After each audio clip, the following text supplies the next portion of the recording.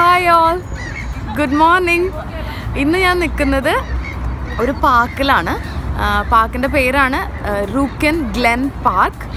അപ്പോൾ ഇങ്ങോട്ട് വരാൻ മെയിൻലി 2 റീസണാണ്. ഒന്നാമത്തെ റീസൺ, ഇന്ന് ഭയങ്കര സണ്ണി ഡേ ആണ്, നല്ല വെയിൽ, അപ്പം നല്ലതായിട്ട് എൻജോയ് ചെയ്യാൻ പറ്റും പാർക്കിൽ. അതാണ് ഒന്നാമത്തെ റീസൺ. രണ്ടാമത്തെ റീസൺ എന്ന് പറഞ്ഞാൽ ഈ പാർക്കിന്ന് പറഞ്ഞാൽ UK-യിലത്തെ ബെസ്റ്റ് പാർക്കായിട്ട് 2016 സെലക്ട് ചെയ്യപ്പെട്ടിട്ടുള്ളൊരു പാർക്കാണ്. അപ്പോൾ അതുകൊണ്ടാണ് ഇവിടെ വന്നത്.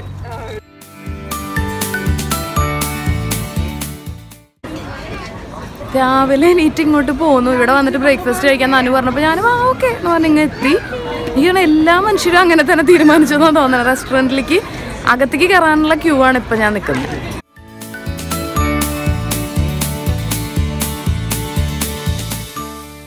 ക്യൂവിൽ നിന്ന് ബ്രേക്ക്ഫാസ്റ്റ് കഴിച്ചപ്പോൾ പുറത്തിറങ്ങിയപ്പോൾ ഏകദേശം ഉച്ചയായി, 12 മണി കഴിഞ്ഞു. അപ്പോൾ അതൊരു ബ്രഞ്ചാക്കാം, കുഴപ്പമില്ല. അമ്മ അതിരി കഴിച്ചിട്ടുണ്ട്. ഇനി ഞങ്ങൾ പാർക്ക് മൊത്തം കറങ്ങാൻ പോവാണ്. പാർക്കിൻ്റെ ഏറ്റവും വലിയ പ്രത്യേകതയാണ് ഈ ബാക്കിൽ കാണുന്ന ഈ വലിയൊരു പോണ്ട്. ഒരു ബോട്ടിംഗ് പോണ്ടാണെന്നാണ് പറയുന്നത്, പക്ഷെ ബോട്ടൊന്നുമില്ല. കുറേ ഡക്സ് ഉണ്ട്. നല്ല സണ്ണി ഡേ ഒക്കെയാണ്. സണ്ണ് ഫുള്ള് ഇതിലുണ്ട് താനും, പക്ഷെ തണുപ്പിന് വലിയ കുറവൊന്നുമില്ല.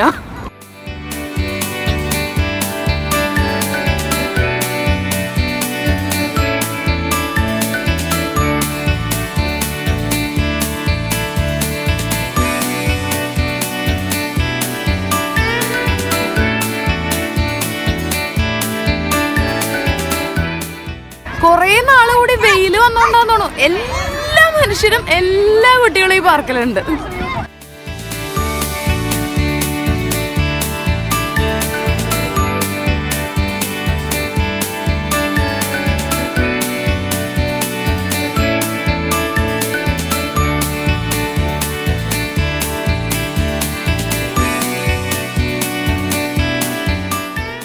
ഇതിനെ കുറിച്ച് അവർ പറയുന്ന ഒരു മെയ്സാന്നാ പറയുന്നത്. അപ്പോൾ ചെറിയ കുട്ടികൾക്ക്, ഈ IKEA ഒക്കെ പ്രായമുള്ള കുട്ടികൾക്ക് പറ്റുന്നതാണ്. ഉള്ളിൽ കൊണ്ടിടും. അപ്പോൾ അവർ കറക്റ്റായിട്ട് ഇങ്ങനെ ഏതൊക്കെയോ വഴിയും നോക്കിയിട്ട് പുറത്ത് കിടക്കണം. അപ്പോൾ ഇവിടെ ചില പാരൻസ് ഇങ്ങനെ പറയണ്ടേ, ഓക്കെ I'll give you 5 സെക്കൻഡ്സിനുള്ളിൽ പുറത്ത് കിടക്കാൻ പറ്റുമോ എന്നൊക്കെ നോക്കണം എന്നൊക്കെ പറഞ്ഞു. അപ്പോൾ ഞാൻ IKEA ട്രയലിന് വെച്ചതായിരുന്നു ആദ്യം ഉള്ളിൽ. അപ്പോൾ ആദ്യം അത് മനസ്സിലായി, അവൻ കുറേ അതിൽ കൂടെ ഇറങ്ങും, പിന്നെ ഞങ്ങളുടെ അടുത്ത് എത്താൻ പറ്റില്ല, അപ്പോൾ അവന് കുറേ ഇതിൽ കൂടെ ഇറങ്ങും. അങ്ങനെ ഭയങ്കര കൺഫ്യൂഷനായി. ഒരു പ്രാവശ്യം പുറത്ത് കിടന്നപ്പോൾ അവൻ ആ റൂട്ട് നോട്ട് ചെയ്ത് വെച്ചു. പിന്നെ എപ്പോൾ ഇട്ടാലും കറക്റ്റ് വഴി കൂടെ ഇങ്ങനെ പുറത്ത് കിടക്കും.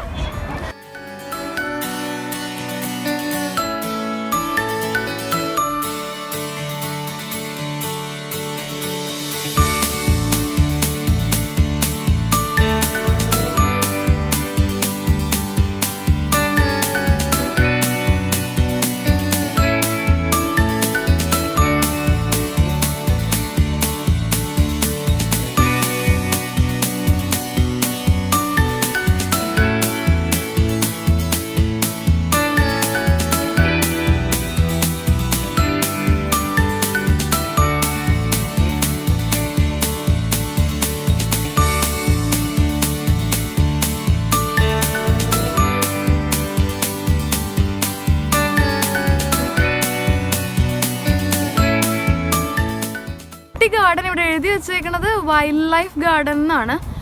അതിൻ്റെ അർത്ഥം എനിക്ക് ശരിക്കും മനസ്സിലായില്ലെങ്കിലും ഒരു കുഞ്ഞു ഗാർഡൻ.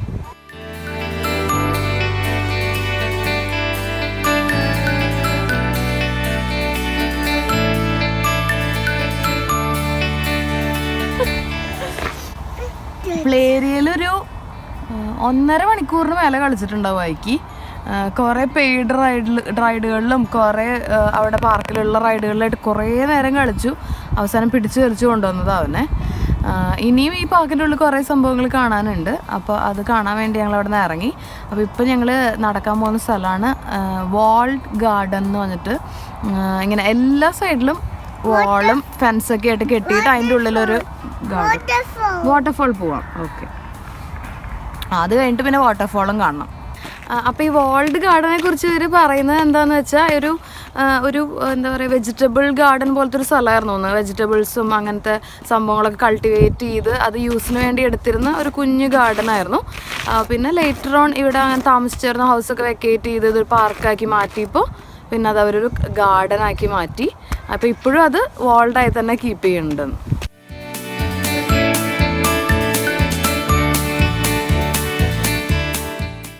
ഇത് സ്റ്റാർട്ട് ചെയ്തിട്ടുള്ളത് 1906 എന്നിട്ട് കുറേ നാളിങ്ങനെ വെജിറ്റബിളിലൊക്കെ കൾട്ടിവേറ്റ് ചെയ്യുന്ന ലാൻഡായിരുന്നു ഞാൻ നേരത്തെ പറഞ്ഞ പോലെ. അത് കഴിഞ്ഞിട്ട് സെക്കൻഡ് വേൾഡ് വാർ 2 സമയത്ത് ഇത് കുറച്ച് നാൾ അടച്ചിട്ടു. അപ്പോൾ ആ സമയത്ത് ഇത് മിലിറ്ററി എക്സസൈസൊക്കെ നടന്നിരുന്ന ഒരു സ്ഥലമായിരുന്നു. അത് കഴിഞ്ഞ് പിന്നീട് വേൾഡ് വാർ 2 ഒക്കെ കഴിഞ്ഞ് പിന്നെ ഗ്ലാസ്ഗോ കോർപ്പറേഷൻ ഇത് ഏറ്റെടുത്തിട്ടൊക്കെയാണ് കമ്മ്യൂണിറ്റി ഗാർഡനായത് മാറുന്നത്. പിന്നെ ഒരു കാര്യം പറയേണ്ടത് എന്താണെന്ന് വെച്ചാൽ, ഇപ്പോൾ ഇവിടെ നോക്കുമ്പോൾ വലിയ പൂക്കളൊന്നും നിങ്ങൾക്ക് കാണാൻ പറ്റുന്നുണ്ടാവില്ല. കാരണം ഇവിടെ സ്പ്രിങ് തുടങ്ങിയിട്ടേ ഉള്ളൂ. അപ്പോൾ എനിക്കൊന്ന് കുറച്ചും കൂടെ കഴിഞ്ഞ് വരുമ്പോൾ വേണമെങ്കിൽ നിറയെ ഫ്ലവേഴ്സ് ആയിരിക്കും.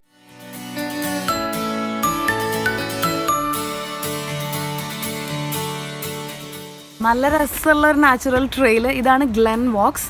അതിൽ കൂടെയാണ് ഞങ്ങൾ നടന്നുകൊണ്ടിരിക്കണത്. അപ്പോൾ അതിങ്ങനെ കുറേ ദൂരം നടന്നു കഴിയുമ്പോൾ വാട്ടർഫോൾ എത്തുന്നതാണ് പറയണത്. അത് നോക്കിയിട്ടാണ് പോണേ.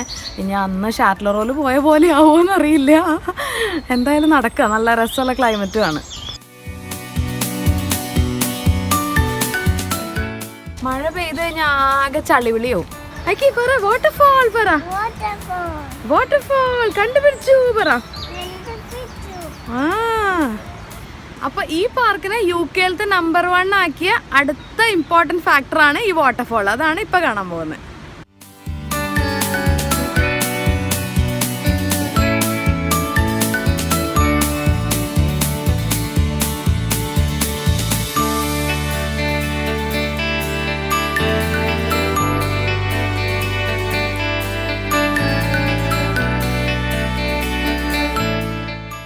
അപ്പോൾ അതാണ് ഗ്ലെൻ വാട്ടർഫോൾസ്. ഈ പാർക്കിൻ്റെ ഉള്ളിലുള്ള ഒരു കൊച്ചു വാട്ടർഫോൾസ്.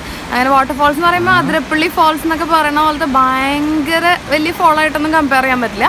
ഒരു ഭയങ്കര കുഞ്ഞ് ക്യൂട്ടായിട്ടുള്ളൊരു കുട്ടി വാട്ടർഫോൾസ്. അവിടെ നിന്ന് തന്നെ ഇങ്ങനെ വെള്ളം ഇങ്ങനെ ഒഴുകി പോകുന്ന കുറേ ഇങ്ങനെ സ്ട്രീംസ് ഉണ്ട്. അതിൻ്റെയൊക്കെ സൈഡിൽ നമുക്ക് ഇറങ്ങുകയൊക്കെ ചെയ്യാം. വെള്ളത്തിൽ ഇങ്ങനെ കളിക്കണമെങ്കിലും ഒക്കെ ആയിട്ട് ഒരു ഭയങ്കര നാച്ചുറൽ ആയിട്ടുള്ളൊരു സ്ഥലം.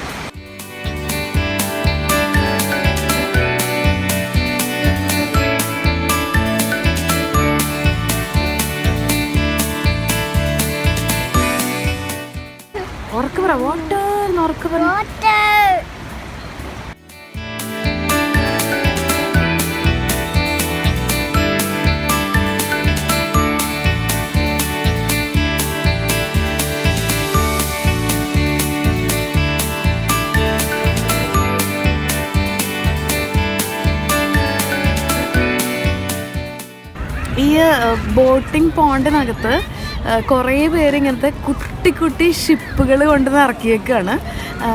ഓരോരുത്തരുടെയാണ്. അപ്പോൾ അവരിവിടെ സൈഡിൽ നിന്നിട്ട് റിമോട്ട് കൺട്രോൾ വെച്ചിട്ട് കൺട്രോൾ ചെയ്തിട്ടാണ് ഈ ബോട്ടുകളൊക്കെ ഇതിൽ കൂടെ പോയിക്കൊണ്ടിരിക്കണേ. ഇങ്ങനെ കുറേ ആൾക്കാർ, ഒരു 5-8 ബോട്ട് ഇതിൻ്റെ ഉള്ളിൽ ഇങ്ങനെ കിടന്ന് കറങ്ങുന്നുണ്ട്.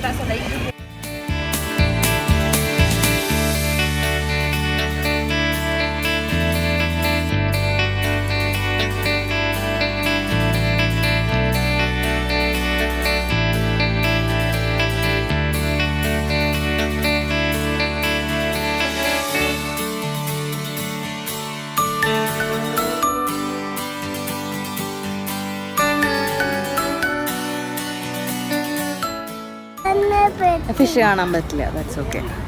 ഇപ്പോഴാണ് ഒരു ബിഗ് ബ്ലണ്ടർ മനസ്സിലായത്.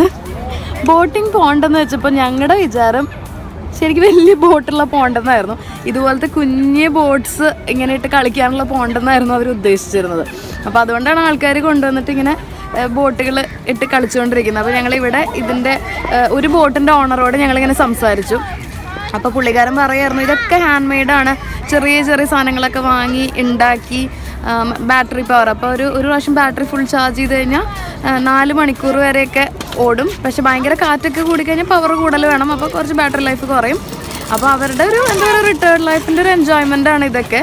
ഇങ്ങനെ ഈ ബോട്ട് കൊണ്ടുവരിക, ഇവിടെ കുറേ നേരം വന്ന് ഓടിക്കുക, അതൊക്കെ ഒരു എൻജോയ്മെൻറ്റ്.